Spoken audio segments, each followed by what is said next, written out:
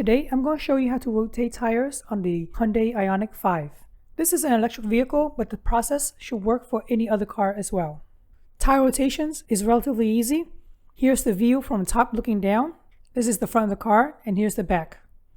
All you have to do is swap the left side tires, swap the two tires on the right hand side. Now that the tires are swapped from the front to the back, go ahead and swap the back wheels.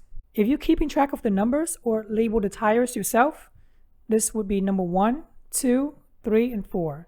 And after tire rotation, the positions will change to this: 3, 4, 2, 1. I know I didn't have to rotate the tires myself because when I bought it from the Hyundai dealership, they gave me a 2-year maintenance free plan.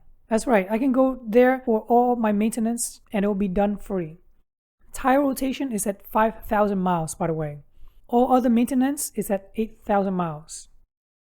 This is what I wanted to show you originally, but for some reason, this 2-ton jack was problematic or it refuses to lift the car at all.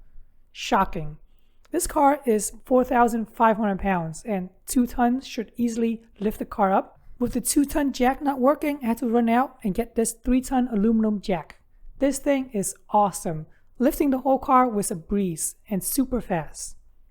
Next up, you'll need a torque wrench. This is a digital torque wrench, but a normal torque wrench will do. I love this torque wrench because all you have to do is set the torque and it will start beeping once you hit that torque. There's no guessing. In the manual, the torque is from 79 to 94 feet-pound. Myself, I'm going to set it up at 88 feet-pound. That's a nice number, right? And it's fine, 88 feet-pound. You'll definitely need 2 jacks. If money is no object, get 4 jacks. Then you can do the car rotation super fast.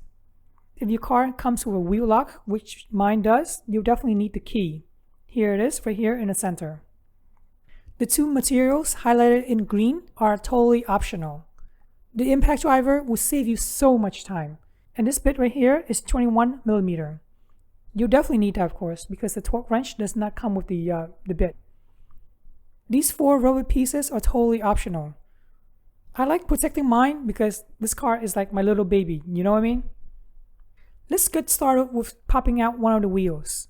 Here we go, we're going to lift the front driver's side corner. You can see as I'm lifting, I'm adjusting the puck to make sure that it fits into the slot. There we go, perfect fit. Now we can lift the car up more and more. You don't need to lift the whole thing up. I would say about 1.5 inch is perfectly fine. By the way, when you lift the car, it should be on a flat surface. No incline, no slopes whatsoever. Here's an example of the wheel lock. All you have to do is use the adapter. I'm calling this a key, and then you can remove it easily. Well, not easily. You have to use the impact driver, of course. I loosened it up already, so that's why I'm able to remove it with my bare hand. Look at this. Removing the nut with the impact driver is so easy. We're on level 2 of the impact driver, by the way. Level 1 will not remove the nuts. Even though the wheel is lifted in the air, the impact driver can easily remove any nuts, and the wheel does not spin at all. That's amazing. This gun is so crazy. I remove all 5 nuts within like 10 seconds. If you try to remove it with your bare hands using the torque wrench, the wheel will spin, and there's no way you can remove the nut. If you're using a torque wrench and the wheel is spinning as you try to remove the nut, go ahead and use the lift to lower down so the tires are touching the ground, not lift it up in the air.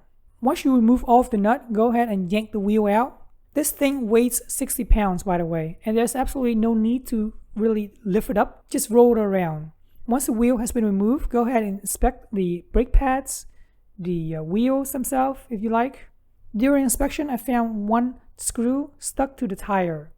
If you see something like that, don't remove the screw. Otherwise, air will leak out and you have a flat.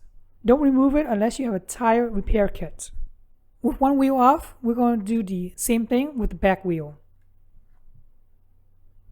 Now that we have the back wheel off, go ahead and swap it as you saw earlier in the diagram. Here, you can clearly see I'm using the 2 jacks because it's super secure. There's no way it should fail. Using a floor jack, it is possible that it will fail.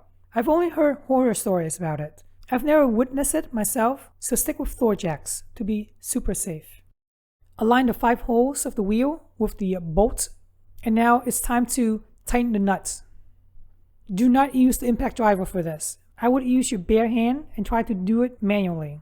You don't have to screw it all the way in like he does right now. All you have to do is screw it about 3 or 4 times and it's good enough. Then you can use your impact driver. The impact driver should be on level 1. Don't do it at level 2, 3, or even 4. We forgot we have the impact driver laying around, so that's why we're doing it by hand, by the way. When you tighten a nut, go ahead and do a star pattern. So first we're going to start right here. Then we'll jump to the other side, jump to the next side, jump to the next side, and so forth and so on. Now we're going to repeat the whole process for the other side.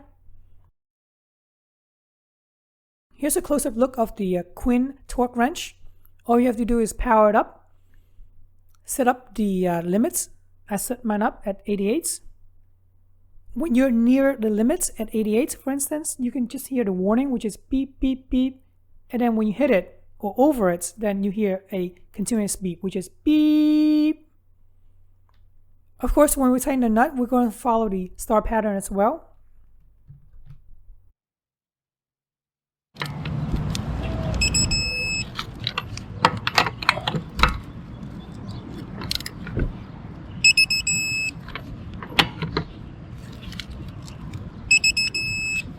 And now we're officially done with tire rotation.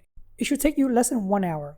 By the way, if this is your first time using a floor jack, installation is relatively easy. It comes in a small box with 2 sticks.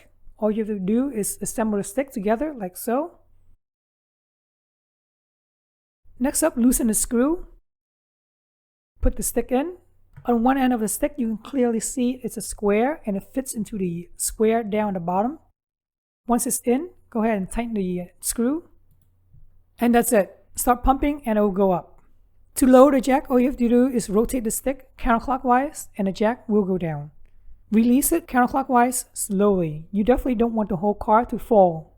Alright, hopefully this video helps you with tire rotation on the Hyundai Ioniq 5. I really appreciate you guys subscribing to my channel, liking this video, and thanks for watching.